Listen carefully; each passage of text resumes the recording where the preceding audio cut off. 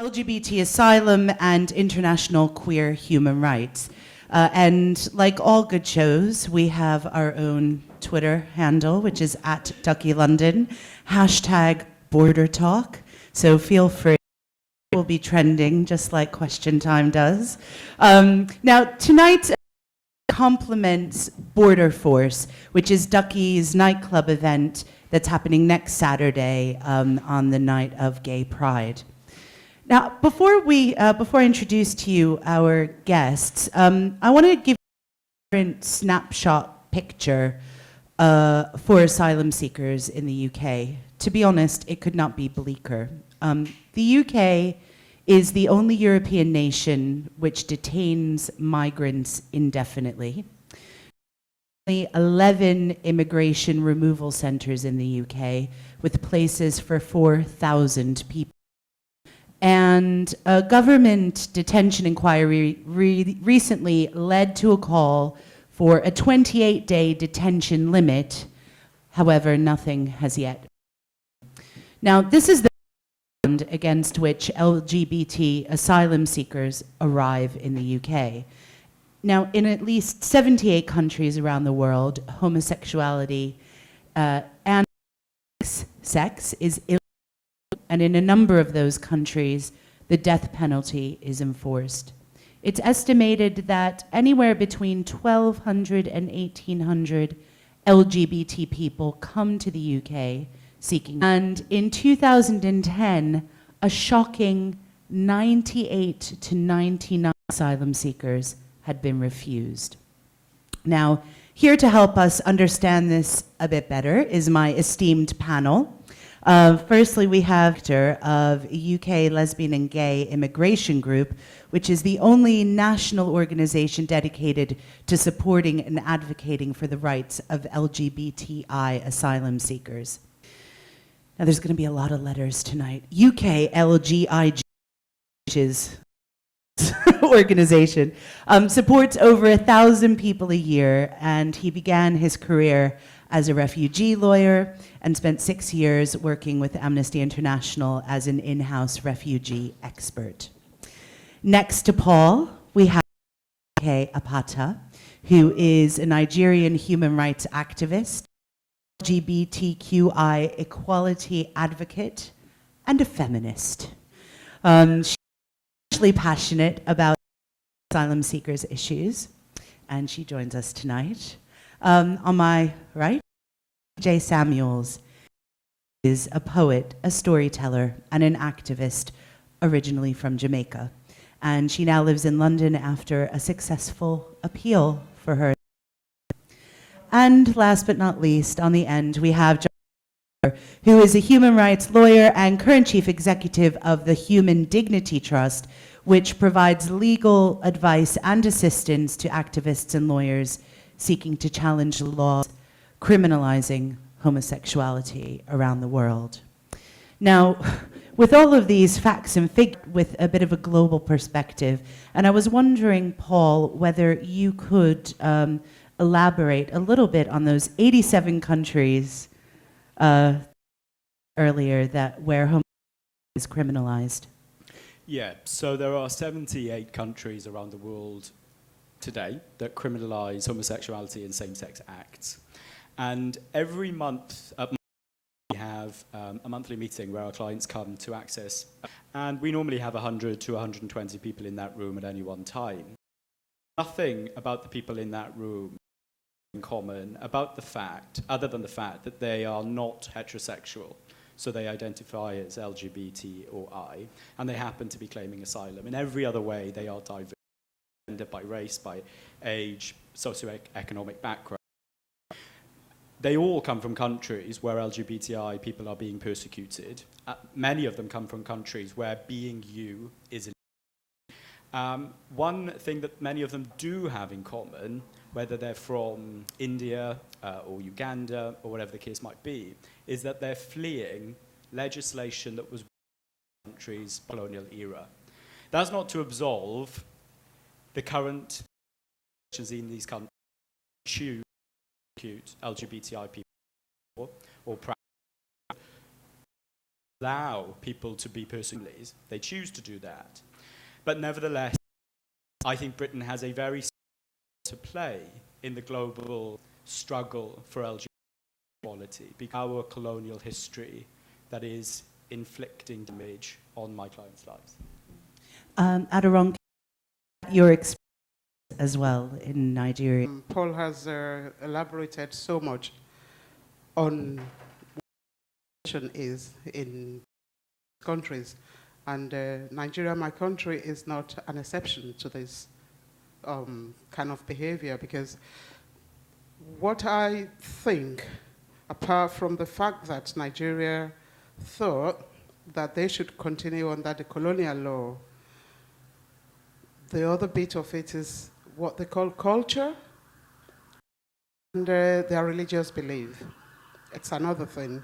And don't forget that we were colonized by the Great Britain, and Christianity was introduced to Britain. So in a way, we were kind of following what our colonial masters brought to us, and we've not been able to disengage from that. And it's such a shame that, apart from the fact that there was a law on its own, recently in 2014, the government of Nigeria passed into law again a very, very toxic and draconian law called Anti-Gay Bill.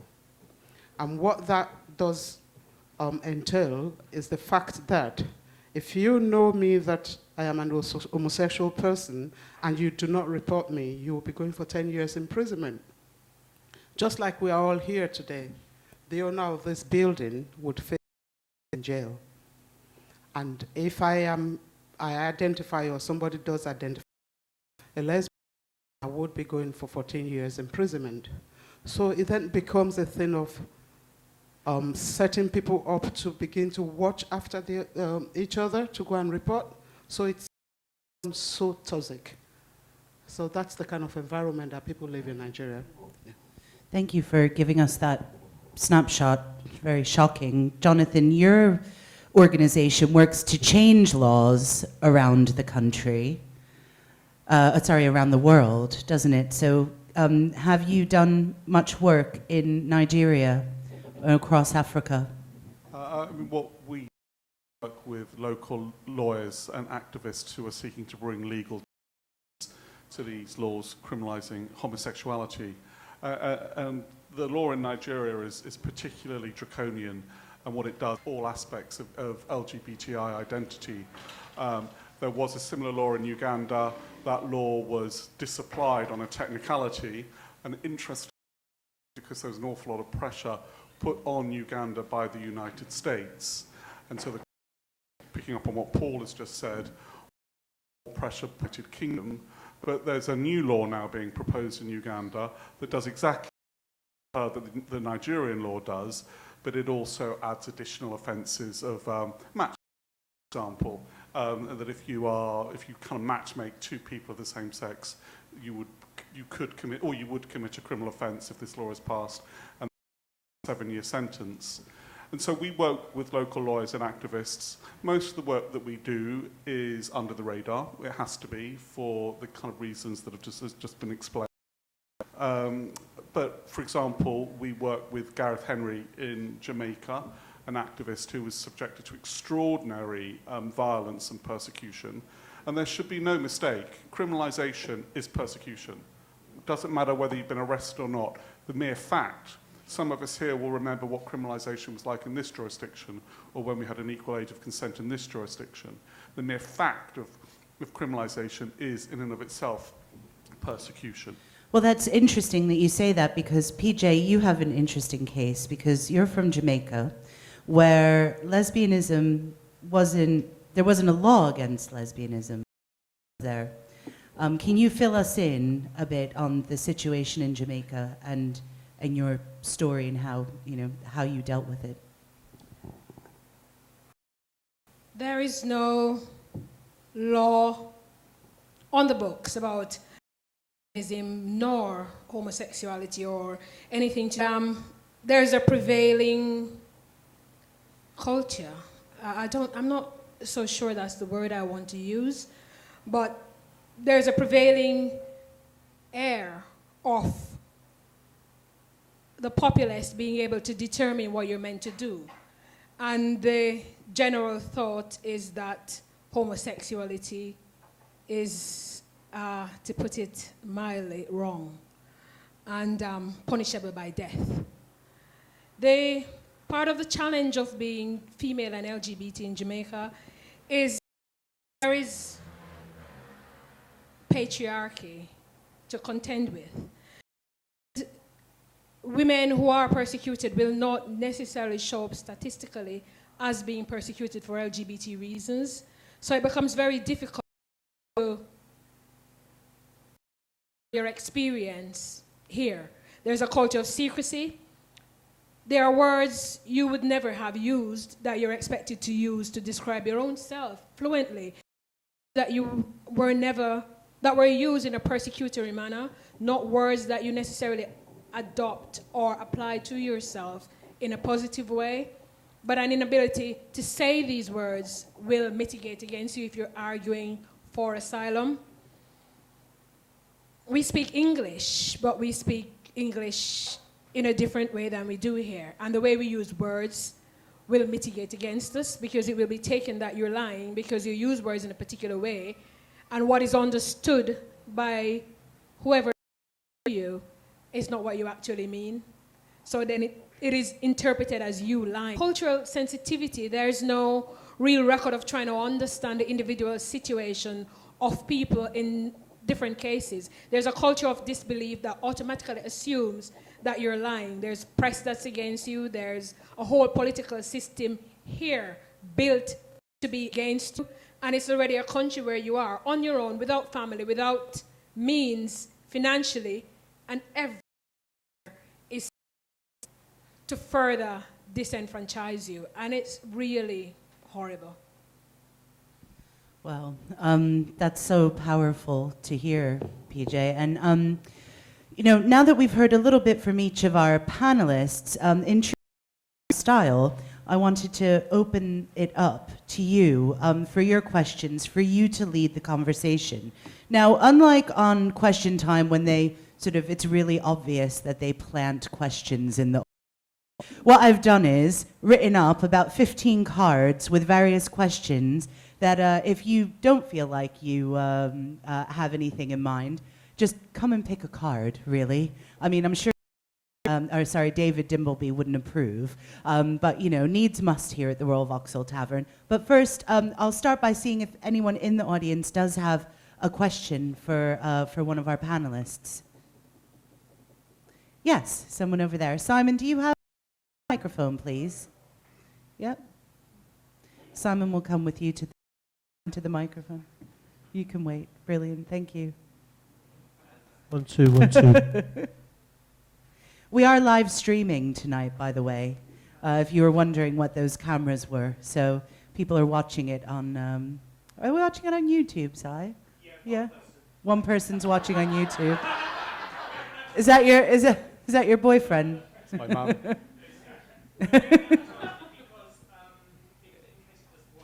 All right. Okay. Great. Hello. Can you tell us your name, where you're from? My name is Patrick Strudwick. I work for BuzzFeed. I'm the LGBT editor there.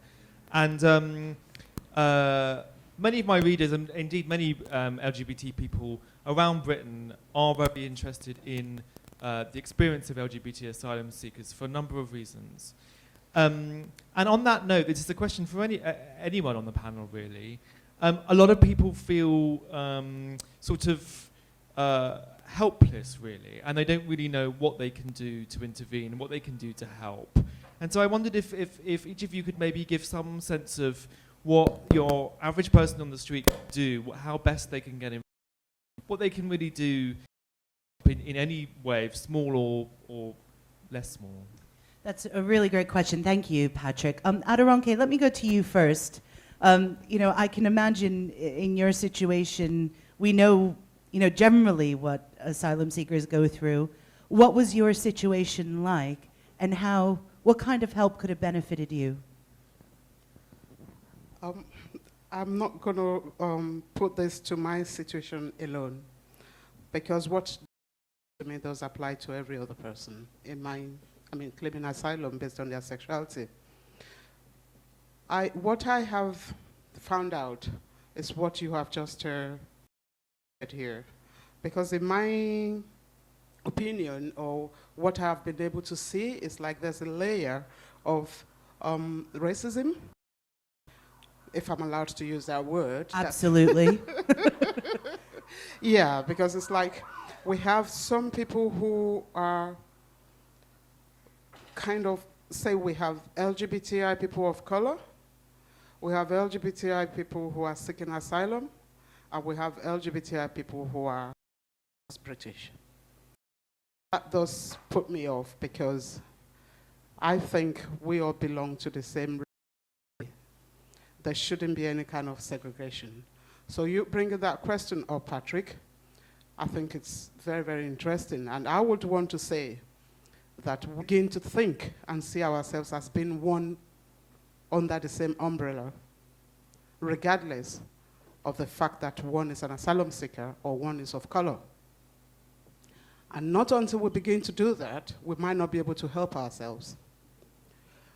But if there are some people who kind of share that same view with me and they want to support asylum seekers, I think what they should be doing is to respond to any emergency, say deportation, for instance, because there is power in when we have many people than when we have one person. The system is made in a way that asylum seekers should be isolated because they don't want us to integrate. They don't want me to call on somebody who can help me. So this is the more reason why we need to embrace LGBT asylum seekers. And the fact that our cultures are quite different, there's no doubt about that. But we are still all human beings. And we are in this country, we are meant to integrate. So people should be helping them to integrate and understand the community where they belong to. So if there's any deportation, for instance, people should be rallying around them. And then if people need support when a group and you know them and you can say, yeah, this is an LGBTI person, why not support them where you can support them? Because oftentimes the government that if you are an LGBTI person, have you been to clubs? Have you been to Soho, for instance? And that's funny to me because I don't think they would ask an heterosexual person if they've been to clubs to say that, yeah, you know. Especially if you have to live 35 pounds a week. Oh, yeah, that's another. Drinks here. So, yeah, all of the support can give to us. Yeah, Thank okay. I'm going to hand this to you. Will you ask this question? Yeah. Do you mind? Do you mind? There you go. Just following on from a point that Aderonke just made. Okay, how do you prove you're gay to the Home Office?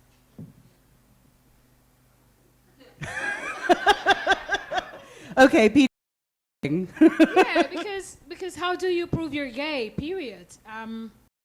Having sex with someone of the same sex does not prove you're gay. It proves that you're having sex with someone of the same sex. So it's a really complex and untenable situation because you cannot prove you're gay. The part of the challenge with that I feel, in order to sort of try to answer that question, you go back to the very start of your life, to the ages at which you become conscious of everything about who you are. The danger of that is making memories of who you are, memories that incidents that you responded to at the age you were, that dealt with. And as an adult, you are now taking them into your adult situation, presenting them in rather sterile situation with no psychological support. And you're made to look at them as an adult, to look at the fact that this happened, and the person who was behind this was your mother, was your sister, was your brother, and it shaped the foundation of who you are. And by the time this process is finished, the mental state of most people who have actually received asylum, which is something that is hardly ever spoken about, is horrible. Because once you have heard about your case, you sort of go into an operational mode that means you have to do, but you cannot allow yourself to feel. And then the day you say it's okay or it's not, and then everything that you have been through comes back. And believed no longer exists. You have actually acquired self-hatred. You have actually believed. Well, for me, I actually believed that being LGBT was wrong. I may have accepted that I am, but additionally, I had also accepted that I was wrong. So we somewhat feel that the persecution you're receiving is justified. So there's all of that mental process to go through, and it's the mere fact that the questions you're asked force you to go back to as far back as you can, to pull up all these things and cycle through them again without any kind of support. And it's horrible. I keep using that word. It really, really is.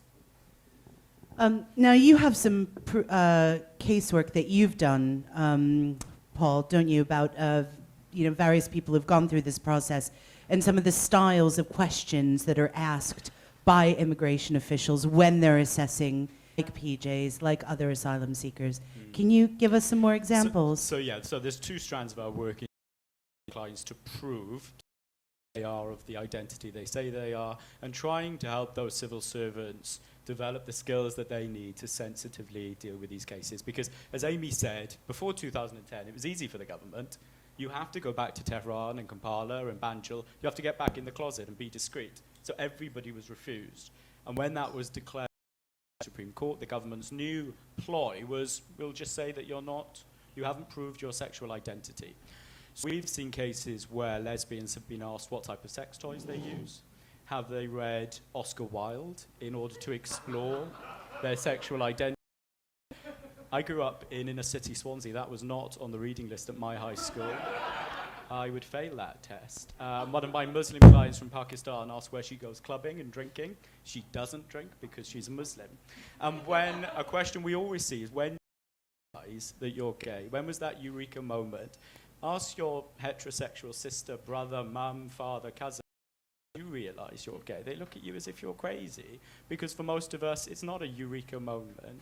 It's the realization and the development of how we feel and how we identify about ourselves. So the first question I have with the government is the things that you should not use. So look, my friend Prosy, who also works with Jonathan's organization, is a lesbian from Uganda. She was refused asylum because she was told she doesn't look like a lesbian. Dresses and she wears lipstick. So these stereotypes, the way we think about LGBT people in these countries, do not apply to other people from abroad. Asking them questions about their sex lives and what they do in the bedroom, it may be it might interest me what my friends are up to, but it doesn't tell us anything about who these people are as individuals. It certainly doesn't tell you anything about what's going to happen to them in the future. So asking vulnerable survivors of human rights abuses what they get up to in the sack is a no-no. Tests. A couple of years ago, the Czech government thought they had the answer. They'd strapped electrodes to asylum seekers and show them some porn, see how they would react. This sounds like something from the Soviet Union. And the fact that last year we had to have a judgment from a European court saying, don't do that, is quite astonishing in 2014. And for many of us, whether we come from Britain or from Jamaica or Nigeria, coming to terms with who we are is tough. I don't know what it's like to grow up in a country that criminalizes me for who I am, but I can perceive as a white British man the stigma of seeing in the news and in the media and political discourse anti-gay rhetoric, and the shame and the doubt that you feel about yourselves. We can perceive that as British people, and we can understand that for some people it takes a long time to come to who you are and to be able to say it. The government needs to understand that many of our clients don't just jump row and head to the Home Office in Croydon declaring, I'm gay from Uganda, I need your help. Because declaring who you are is such a profoundly personal thing. So we need to talk about the things that you absolutely should not do. Last week, a lawyer and say, can I send my lesbian client for a medical test to prove that she is a lesbian? Now, this is the lawyer that's supposed to be defending her. So we need to have a big conversation. What were they looking for? Exactly. What do you think you're going to find? What do you think that you're going to find? I mean, besides it being and just ethically wrong. Often this comes back down to sexual conduct. Civil servants and judges and sometimes lawyers think of people about very sexual beings. It's all about conduct. And of course, it's much more for us, and we have to focus with our clients on establishing their identity, no matter how very hard that is, because of course they don't issue us with membership cards when we come bounding out of the closet. Yeah. That would be a lot. Okay, well, do we have another question from the audience? Oh, sorry, who are you? Oh, sorry, over there. Simon, can you go over to the bar over here? Oh, that's great, thanks. Hi there, my name is Liam Brown. I'm an Irish entrepreneur, but I live in London. And last month, Mozambique decriminalized homosexuality. And even though Mozambique wasn't part of the British Empire, they joined the Commonwealth about 15, 17 years ago. I was wondering if you could speak to, did that help? Did London-based Mozambicans help? Was the UK government involved, the Commonwealth? Was there anything done to help that along? Okay, interesting. Jonathan, maybe you can enlighten us about Mozambique. It was an activist and led process whereby they all worked together to get rid of this particularly odious law. It's just an example that it can. There have been a handful of countries that have decriminalized through legislation, and now Mozambique has joined that club.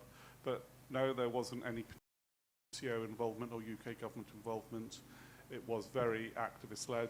The Americans were sort of present, obviously present, and it's a great tribute to the local LGBTI community that meant that decriminalization happened. It happened in a very quiet, very non-sensational way. I mean, the other argument is US evangelicals who are in Africa aren't bright enough to speak Portuguese. There may be that may have something to do with it, and so they didn't quite realize what was going on. And so, but I couldn't possibly comment on that. But we mustn't ever underestimate the impact of US evangelicals in not only creating the kind of laws that we've just heard about in Nigeria, but also just perpetuating the whole hate in that continent. It's not them alone. It's wonderful, and all credit to the Mozambicans. Another question from the audience. Oh, well, you can pass it right next to you, and then we'll come down to you. Is it on? Okay. What's your name? Where are you from?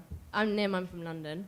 I just wondered, PJ and Aderonke, we've heard in quite detail about lots of words that have come up this evening around your experiences, racism. We've heard about torture. We've heard about the pain. We've heard about mental health. How it feels for you to, knowing that the follow-on event from this is a party that costs £20 for people to come and fetishize border control. Okay, so you're speaking about Border Force, the event that that Duckie's putting on the night of Pride. That costs £20 to get in, so you're saying that we're fetishizing. The description is come and fetishize, come and experience border control, try and move between restrictions with security forces. We don't use the word fetishization. There was one in the blurb. Okay, no. Yeah. All right. Yeah. Okay, so your point is, how do they feel about being speaking that topic, their experiences when we're running this event next week? Yeah. PJ, do you want to talk about it? I don't know much about the event, so I cannot speak to the event, but I would hope. What exactly is the event? What is gonna? Shall I hear about that before? Yeah. So it's an event where it's a big club night. Okay. Yeah. Oh yeah, maybe Josh. Where's Josh? Is Josh here? Josh, do you want to microphone and give us a little brief. This is Josh, who's the artistic director of Border Force. So, yes, so Border Force, although it is the issues that we're discussing tonight that is the reason for Border Force is not really about the global crisis in refugees or seeking of asylum. Rather, it wants the privilege that is afforded to those who have a British passport, and to try and ask them to think in this climate, especially after the last election where there was all this kind of, well, hate language and a lot of lying around, panic about border controls and stopping people coming in, to ask people with a British passport to think about the privilege that is afforded to them. So there's no kind of mimesis or playing of trying to get into Britain in Border Force. Rather, it's the other way round, to think about what happens if you have a British passport. A British passport gives you, I think it's 173 countries of the world. It's the top passport to have, alongside the German, the US, the Finnish, and the Swedish passports. By contrast, if you have an Afghanistan passport, you have access to just 28. And that's a kind of man-made thing. The passports are man-made, and the borders are man-made.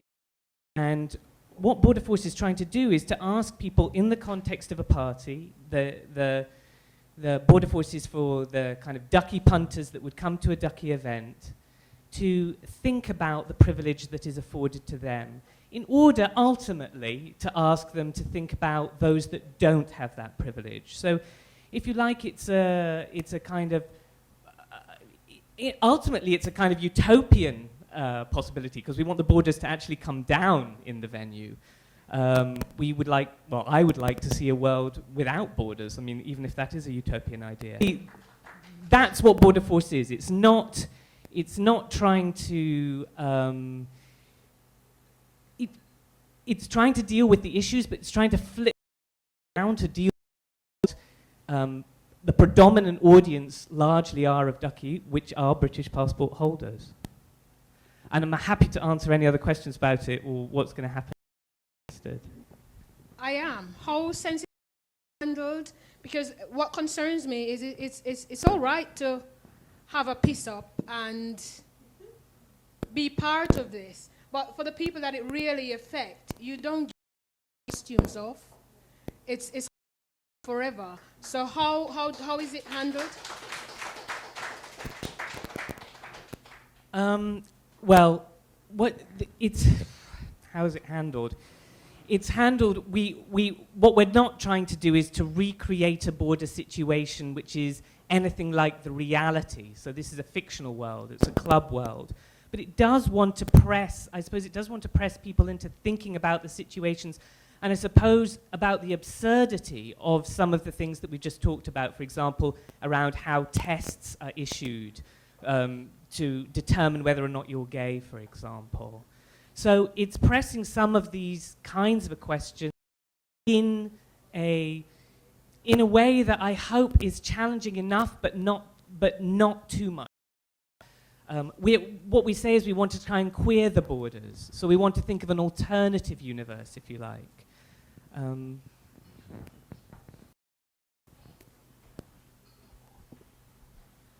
Yeah?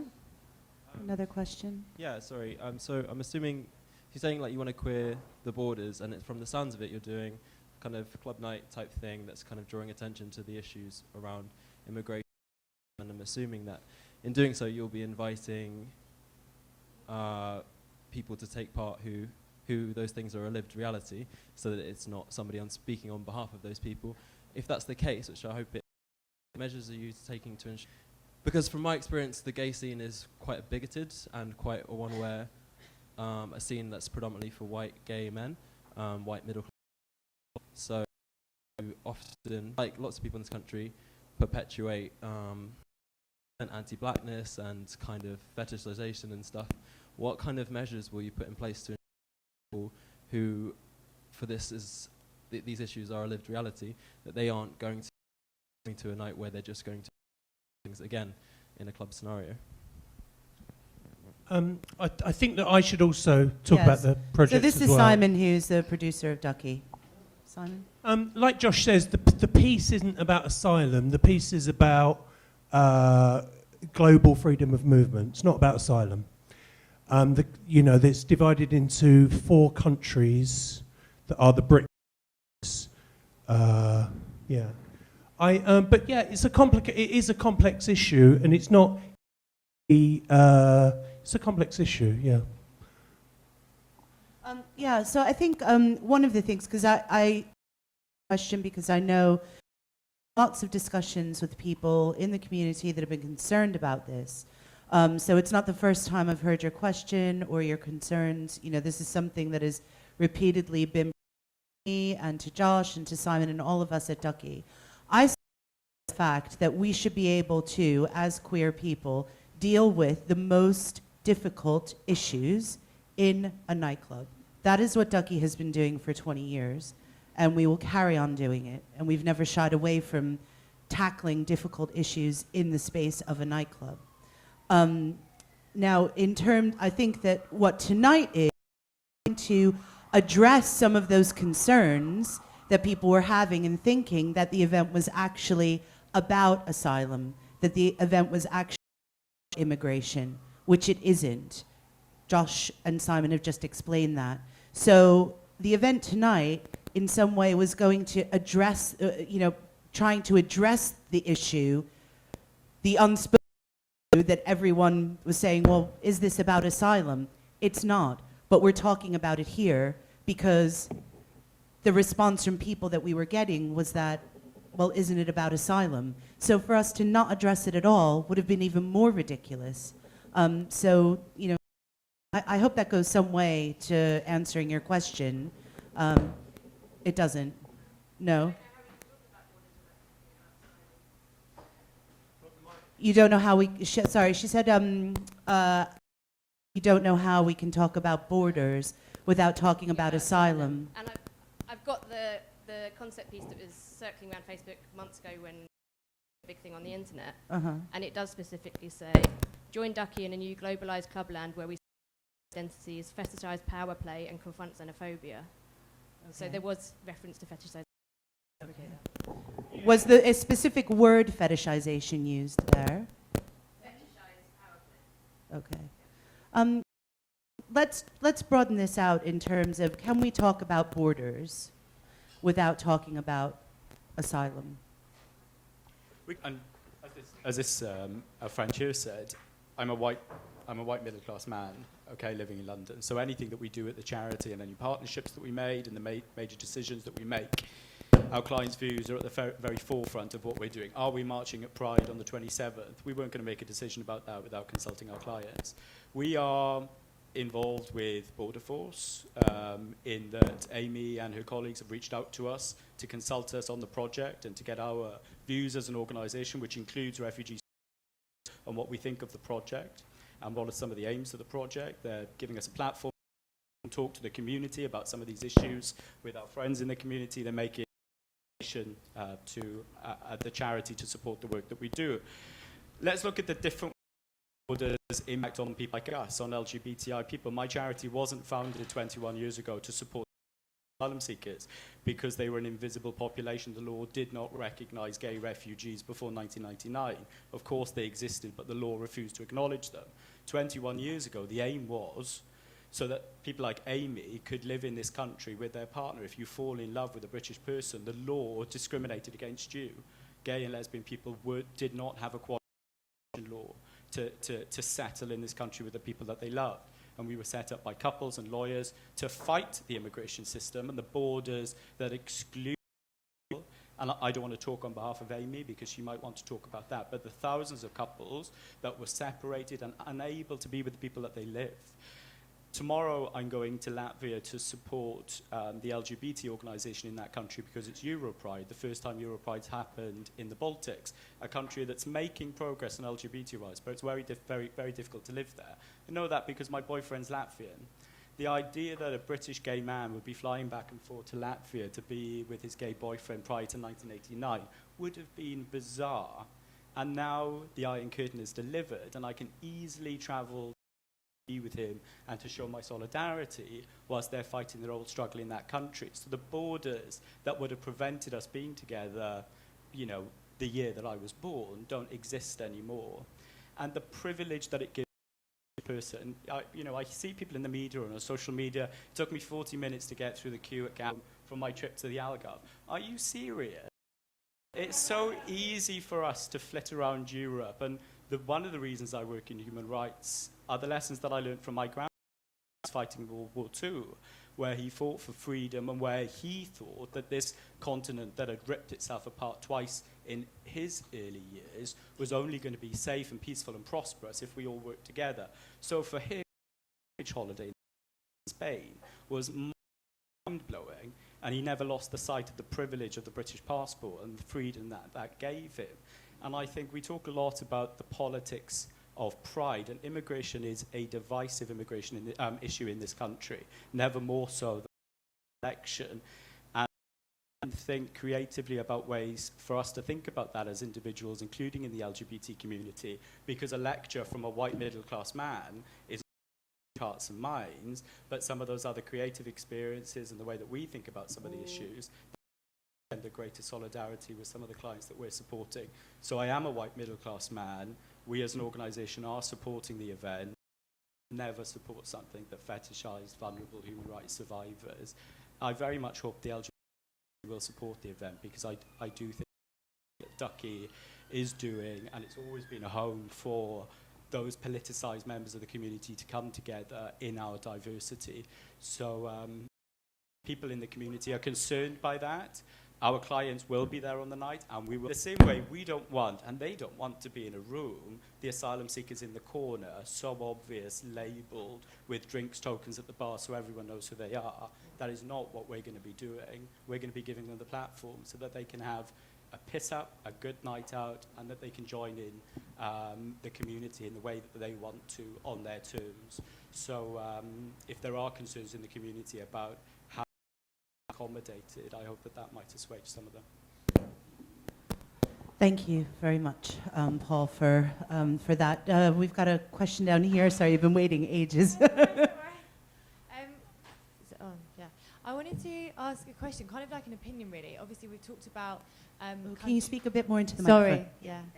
We've talked about how certain countries are lifting, like, criminalisation of homosexuality. I wanted to ask what your opinion was. Obviously, Mozambique, fantastic, but what you think in terms of the timescale of, like, the wider ramifications of what these laws have done? Because obviously, you can't just lift a law and suddenly everyone who's grown up wrong is suddenly going to be like, cool. Like, how long, I mean, is there any research been done into kind of like the wider effects of it, and how long do you think it will take for like the society to kind of recover? Yeah, I want to go to PJ first and then over to you, because PJ earlier about the homosexuality not being criminalized in Jamaica, but this culture that's work culture, but for want of a better description. Once it's the prevailing mode of operation by the populace, the likelihood of it changing within a generation, 2, 3, is highly unlikely. South Africa has very good and the horrible, that word, and a really awful way of living on the ground. So it for anybody to say, to give sort of timescales, revolve around what is happening there, and things change based on. And even people who are actually living within a particular would not be able to say to you, this is when it's going to change and this is when it's going to change. People will agitate and try, and there will be discussions, there will be laws, but nobody can say what time things will actually be different. What's your experience been, Jonathan, with laws?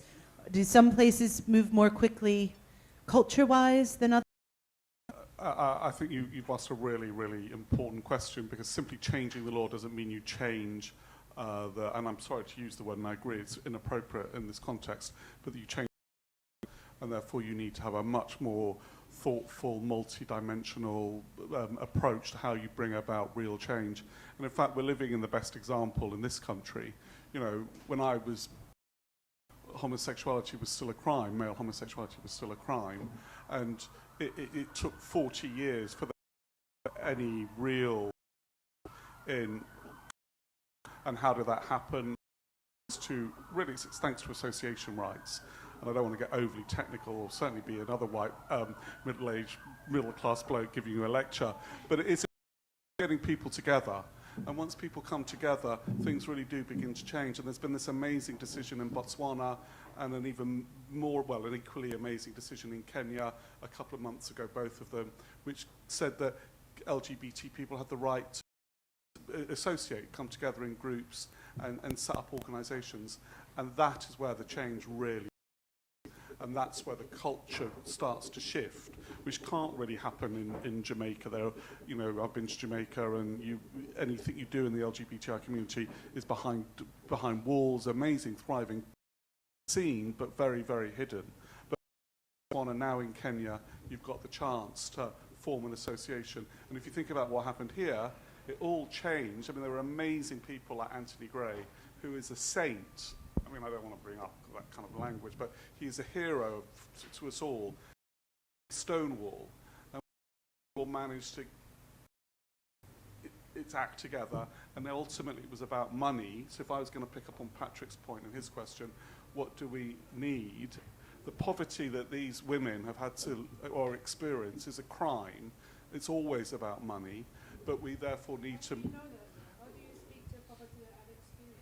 Well, I haven't experienced. No, okay, I accept that. But, well, my fear of poverty and and the sense that I think that what we do to people seeking asylum in this country, where we really, really do deprive them of the ability to earn a living. Are you speaking to poverty within this country or poverty experienced in your country of origin? I'm talking about here in the UK. Oh, okay. In the UK, for people claiming asylum. And I think it's a scandal what we do to people access to the resources. The figure you gave of 35 quid is just an appalling indictment on this country. But it is association rights. Association rights, we get hope. Association rights in Nigeria, you will go to prison if you seek to associate in Nigeria, Definitely. or you are at risk of that. And so, with that comes hope. With that, it took us 40 years in this country, and we're nowhere. You know. It's an interesting thing as well, because within this country, legal aid is eroded to help asylum seekers get help. There is that thing where, you know, there's a saying that, you know, you're coming from the standpoint of middle-class white men made a difference for white men, but I don't know that asylum seekers who would then have needs are necessarily by the system that exists, this country where it's supposed to be better. Yeah. Aderonke, Yeah. do you want to talk a bit about legal aid and how it affects? I would say I am fortunate because I've not had to spend money to pay solicitor. But there would come a point in some people's cases where they're not entitled to legal aid anymore. And we all know that when you don't have access to justice, when you don't have access to justice and not being able to go to court to plead your case, that is justice being denied. So I don't know if I should say I'm lucky, because that is the system here. If I was allowed to work, if that wasn't the system, I would be able to pay. You know, but that is the system. So we are going with the system. But going back to the question of when things can change, I would probably say, I will agree with Jonathan, there's no set time or timetable.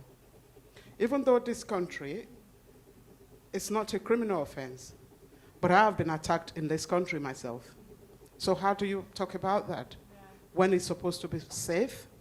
And this attack in 2013, just very recently. So it is people. And there's no way we can measure when people's mind can change, even when the law is no more there. Yeah, Yeah, Jonathan. I mean, PJ already raised it, but it's interesting. You are as persecuted in South America and Central America in jurisdictions where the LGBTI community, particularly the trans community, are actively targeted. But they don't criminalize, but you are as persecuted in the way in which you were attacked in this country. And so criminalization is the only indicator of persecution, is what I want to emphasize. And we do know that cuts to legal aid have affected LGBT asylum cases.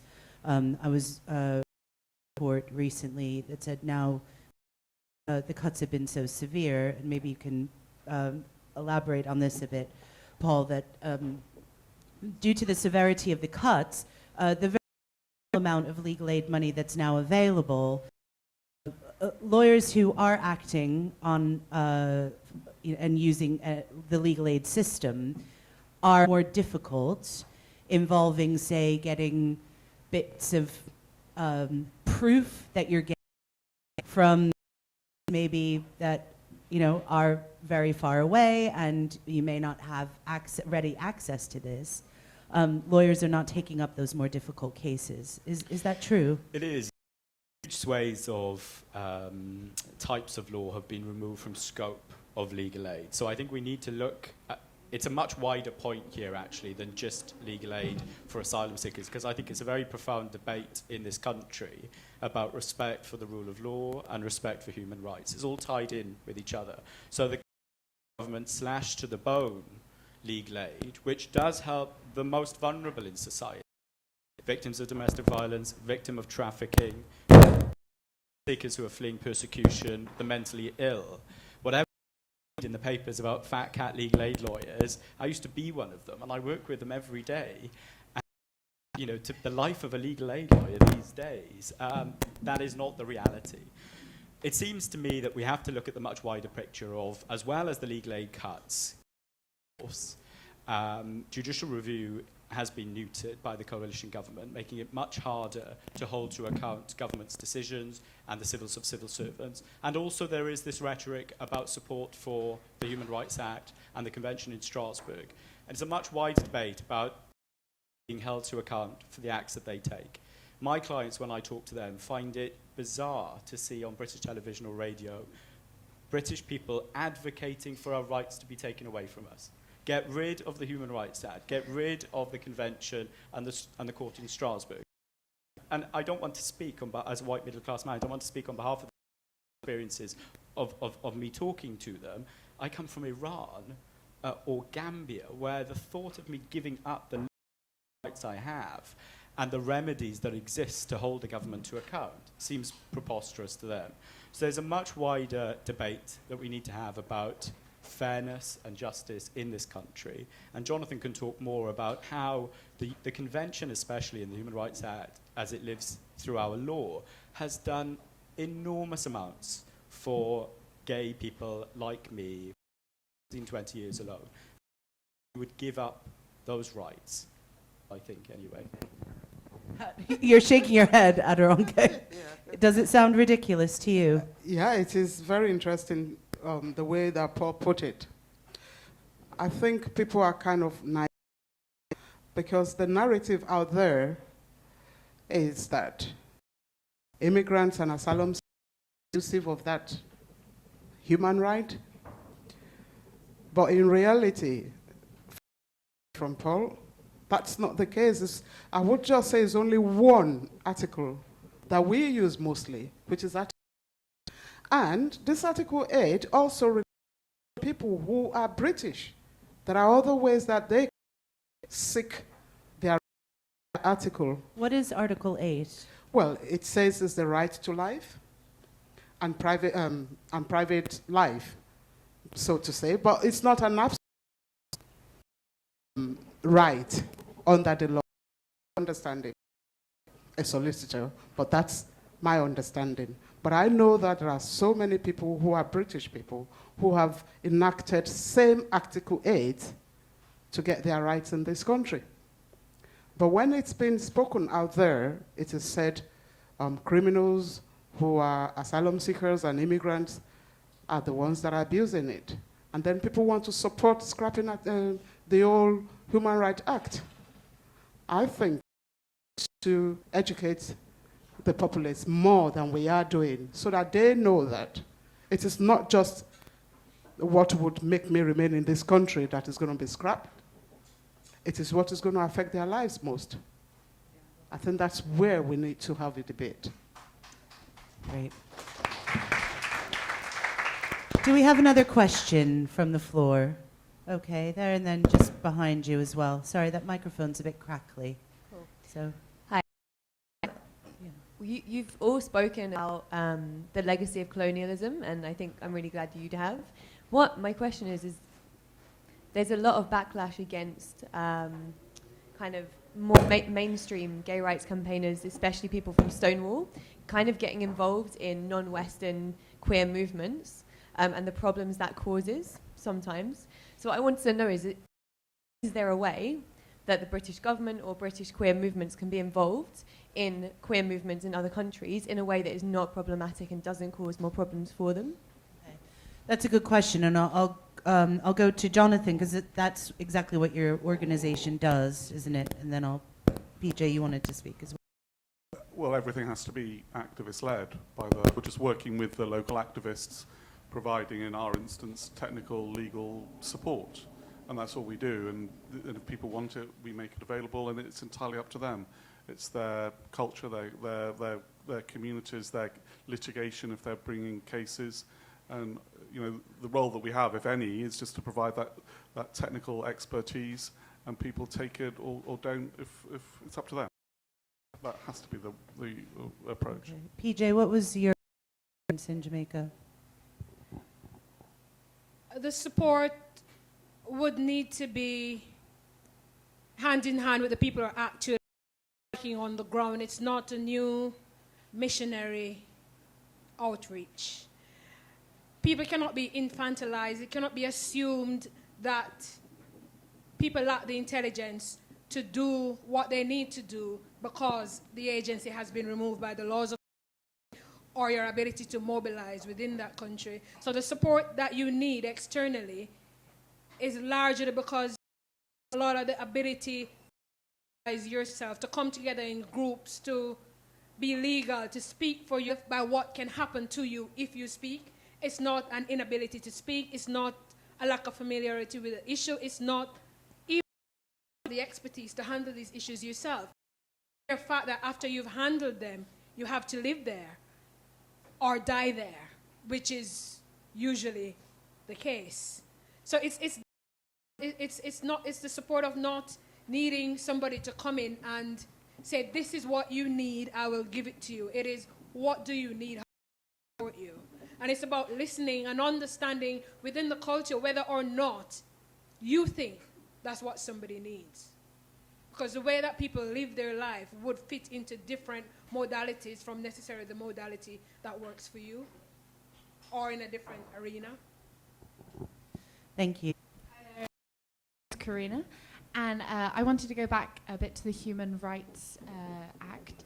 I was wondering, considering how many people it would affect if we scrapped it, and personally I think it would be catastrophic, what is happening and what could happen to perhaps educate, spread the message how terrible it would be, change public opinion that seems to be so against it right now? Is there anything that we could get involved with, or anything that should be happening, anything that you think should be happening right now?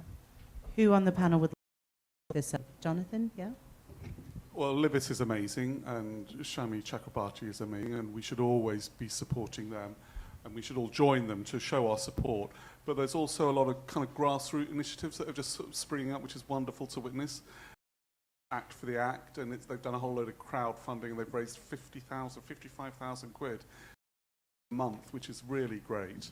But we need to just make sure that the real stories of human rights and the Human Rights Act are there.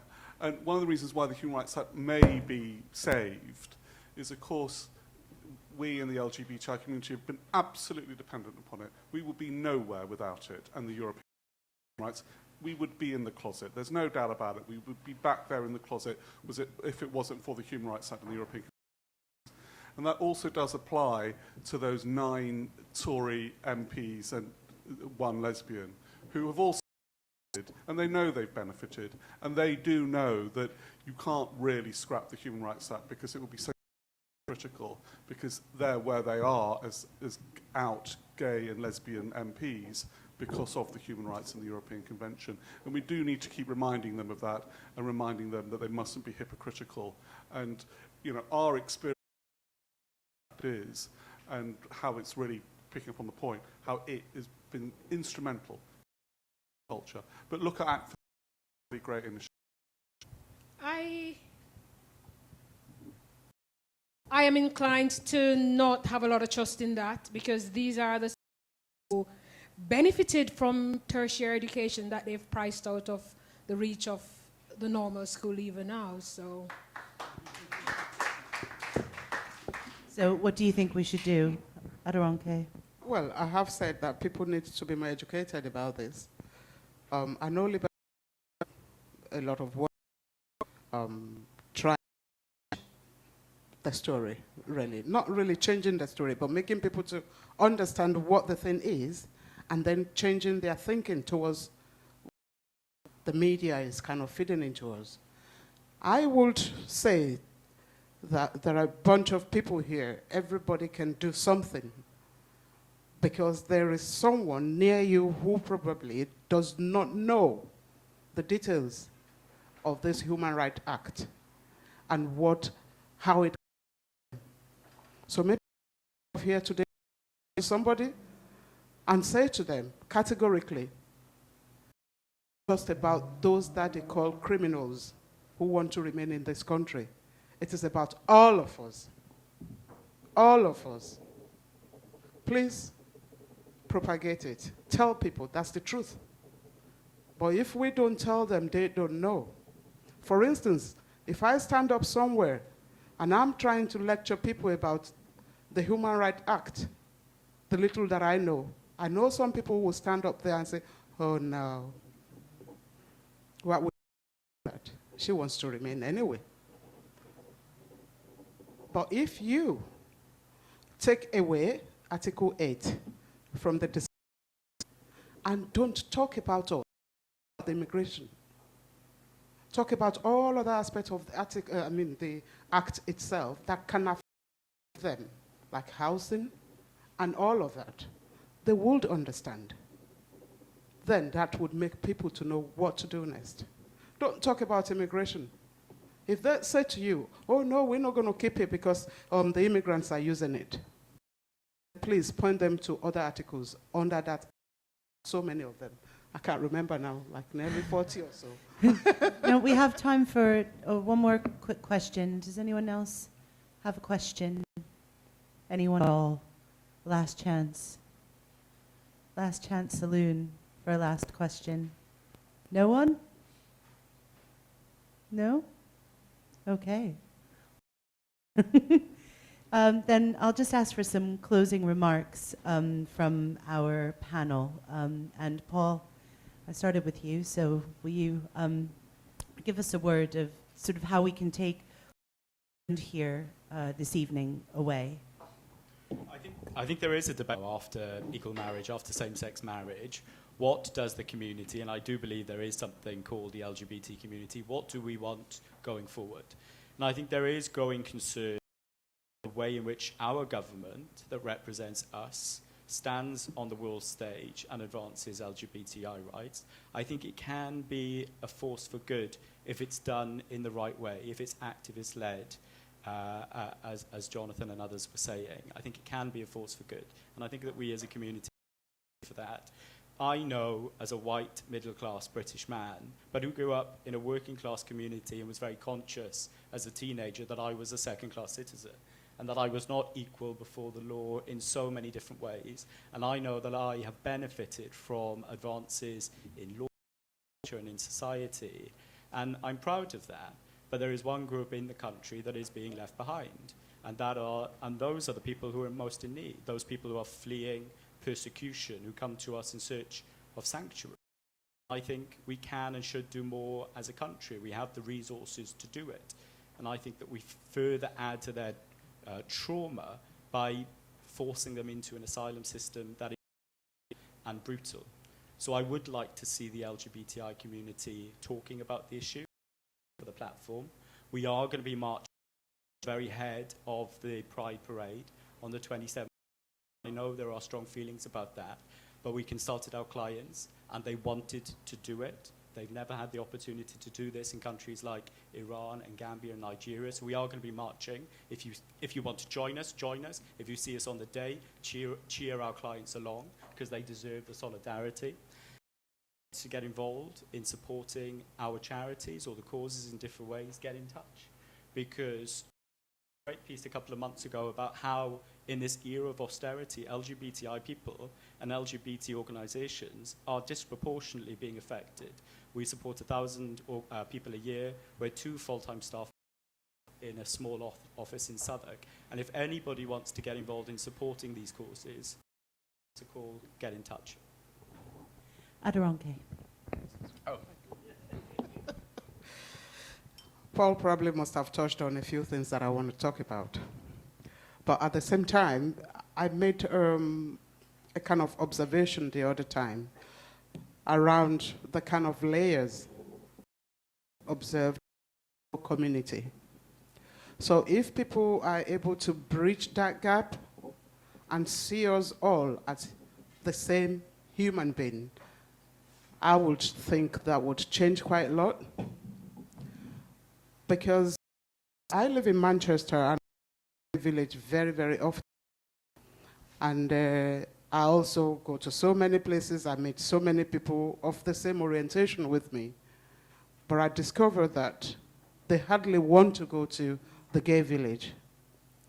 Though in our cultures, we wouldn't even go out anyway. But since there is a community here that we can identify with, we would want that community to be more welcoming to us. But we found that to be very, very, to be the opposite. But because I am this resilient person, I don't care what me. I'll walk in there, I'll have a drink, I'll have a dance, and walk out. Yeah. If I go out and say, oh, she's an asylum seeker, well, that's your business. I don't care. It doesn't change anything in me. I can do that, but not many people can do that. So they speak to me. I can understand how they feel.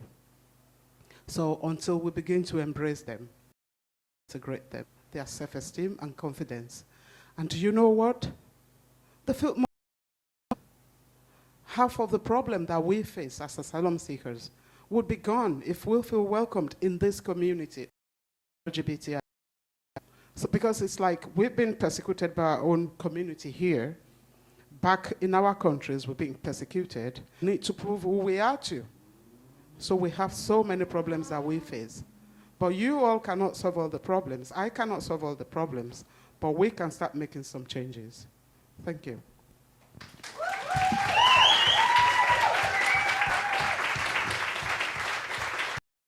Action. I want you to speak last, Pete. Go to Jonathan. I want you to have the last word, if you don't mind. Right, I was expecting to be. Women always get the last word in my world. How do you follow that? And I here who also raised the similar point about actually we've just got to be sort of nicer to each other. But I think there is hope, and I really genuinely do think there's hope. And in the 1980s in this country, prosecutions of gay men peaked to their highest.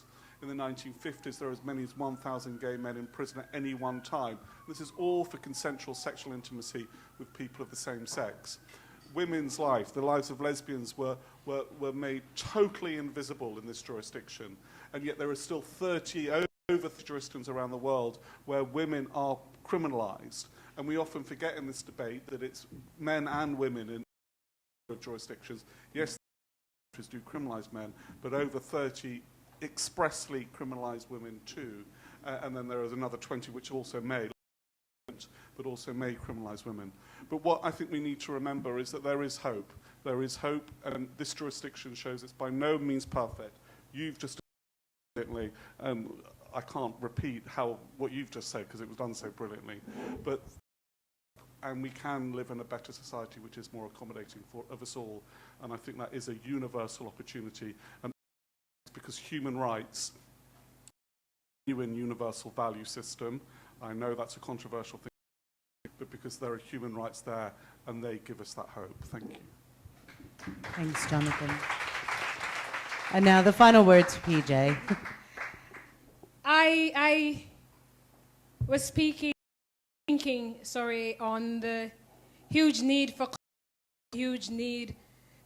for somewhere to belong, but I will not repeat because Aderonke, please, I do apologize, has already spoken about that, and so I'm going to share a short poem quickly. Exile. The days are too long and nights long, it bleeds into the day. Contamination. I romanticize incredible experiences, canonize the beast. Past horrors become golden because I mattered them, even if only as a figure of. Because somehow, sometimes it's more comforting to be hated. So I hunger for home. But where is home? In the land where they say we love you, but Jesus loves you more, and we don't hate the sinner, but we'll kill you for this sin. Funny that. Judgment is mine, saith the Lord. Murder. Or is home the land where the law says you can live here? The populace says go home. The liberals say integrate, politically correct speech for be thou a lesser version of us or anything else, just not. The Americans say you're English. The English say you're African. The Africans say you're Jamaican. The Jamaicans say, who are you? You don't talk like us. You don't walk like us. We have never seen you in the dances. Who are you? Someone please direct me. Where is home? Like the youngster playing see through the blindfold. Spinning me round has me disoriented. I can't find the donkey's ass. My guts are churning. I just want to hurl. This is a party and this was supposed to be fun. Home, they say, is where the heart lies. Often, and unheralded home, the heart quietly dies. I'm just asking you to probably help more of a home for the people who come here. Thank you.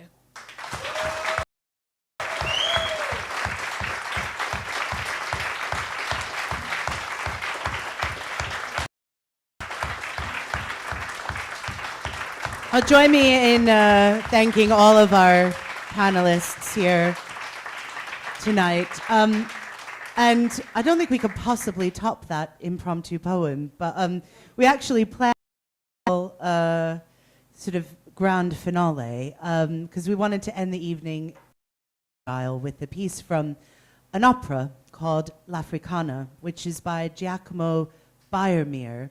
And it was written in the same year that this pub was built in 1863. And Meyerbeer crossed many borders during his lifetime in pursuit of recognition and acceptance. And I have for you performing a short, under 3-minute piece from O Paradiso, L'Africana. It's Marcel Sherry. Marcel.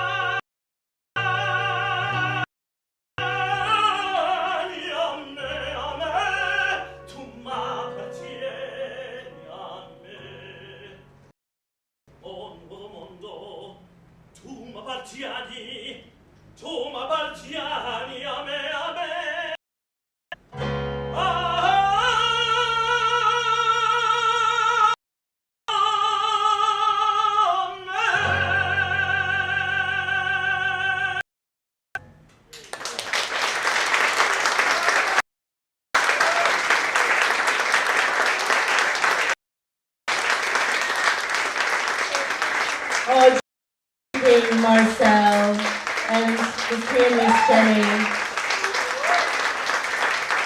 and Paul, Aderonke, Jonathan, and PJ. Thank you very much for coming tonight, everyone. I hope to see you at Further Force. The bar remains open. We've got some music to play, and I'll see you on the dance floor. Thank you.